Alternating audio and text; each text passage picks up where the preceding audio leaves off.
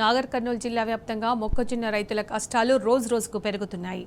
నెల రోజులుగా గన్ని బ్యాగులు లేక రవాణాకు లారీలు రాక తీవ్ర ఇబ్బందులు పడుతున్నారు. అటు గోదాముల వద్ద అన్లోడింగ్ కాకపోవడంతో ట్రాక్టర్లు రోడ్డుకి ఇరువైపులా భారీ క్యూలైన్ కట్టాయి.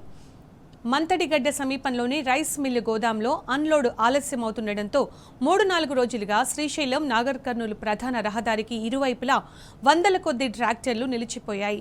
దాంతో రైతులు రేయింబవళ్లు రోడ్లపైనే పడిగాపులు కాస్తున్నారు. ప్రధాన రహదారి కావడంతో రోడ్లపై ఉండాలంటే రైతులు స్థానికులు భయాందోళన చెందుతున్నారు.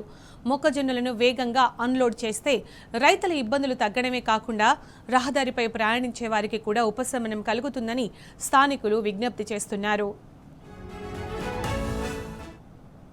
మా బండ్లు అన్లోడ్ కావట్లేదు. ఇక్కడ సరిగా వసతులు లేక ఇబ్బందులు పడుతున్నాము. నైట్ ఇక్కడనే ఉండవలసి వస్తుంది. మక్కలు అన్లోడింగ్ చేస్తలేరు వాళ్ళు. ఏమైతే ఇవాళైతే రేపు అయితే ఇంట్లో పట్టినకాయ చేస్తాం, తర్వాత వేరే దిక్కు పంపిస్తాం అది అంటున్నారు. రాత్రి వర్షం పడ్డది, మళ్ళీ వాళ్ళు వర్షం తడిచింది అంటారు, అది అంటారు.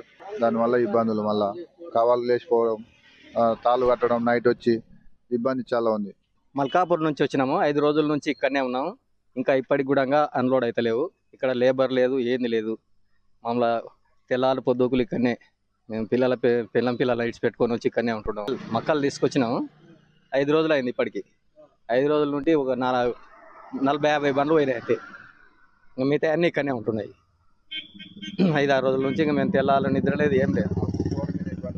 రోడ్డు మీద ఇబ్బంది, ఇక్కడ యాక్సిడెంట్లు అవుతున్నాయి. మొన్న ఒకరికి అయింది ఇక్కడ. ఇదే ఇబ్బందుల పాలవుతున్నాం మేము. మాకు వ్యవసాయానికి మళ్ళీ చేసుకోవడానికి మళ్ళీ రెడీ కావాలి. దానికి ఏది లేదు ఇప్పటికి. ఇంకా మేము ఇన్ని కావాలి కాసుకం అవుతుంది బండ్ల కాడనే. 5 రోజుల నుంచి ఇక్కడ బండ్లు రోడ్డుపై ఇరువైపులా రోడ్డుపై ఆగాయి.